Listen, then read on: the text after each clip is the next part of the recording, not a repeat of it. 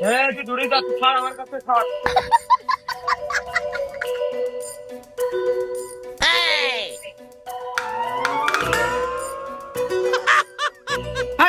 জোয়ান মধ্য পুরুষ মানুষ দাঁড়িয়ে মুইতেছে বসে।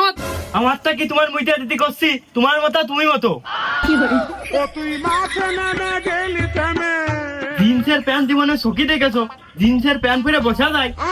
কোন জাইরোর ঘরে জন্মিয়েছে, আদব কায়দা কিছুই শিখয়নি। জিন্স প্যান্ট, আমরা পান্তা ভাতের পানি খাইয়াই কুল পাইনি।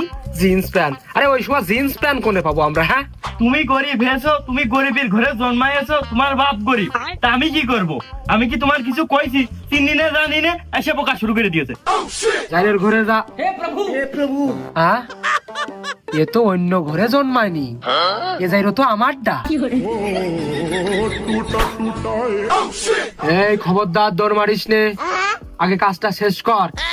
লাস্টে কিডনি নষ্ট হবে না, আর আমার রোজের ডাক্তারের কাছে ধরে হবে না।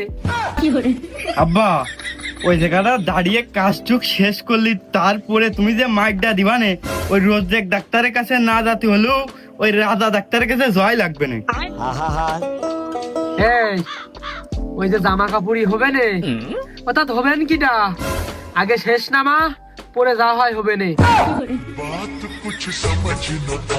গা গোসলটা দিতেই হবে না, তোমার ওই টেনশন নিতে হচ্ছে না। আর এখন মায়ের খালি খুব সম্মানে বাদে। ও কুরমানসা, লজ্জা পেও না, আমি তোমার মুখের দিক তাকিয়েই করছি। সম্মান কোন পর্যায়ে গেল, ছল কিন্তু এইটাই তোমার। আমি দুঃখে মইরা যাই, আমি লজ্জায় মইরা যাই, আমি দুঃখে মইরা। ঘরে এই সমাজে সম্মান ন্যায় নীতি সব উঠে গেছে।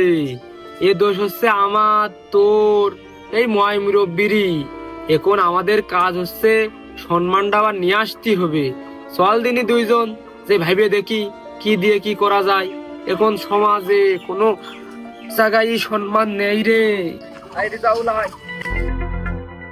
তুমি আবার তাই মনে করো না, তুমি এই যে আমার পিছনে টাকা খরচ করো, মনে করো যে মনে হয় সম্মান করি।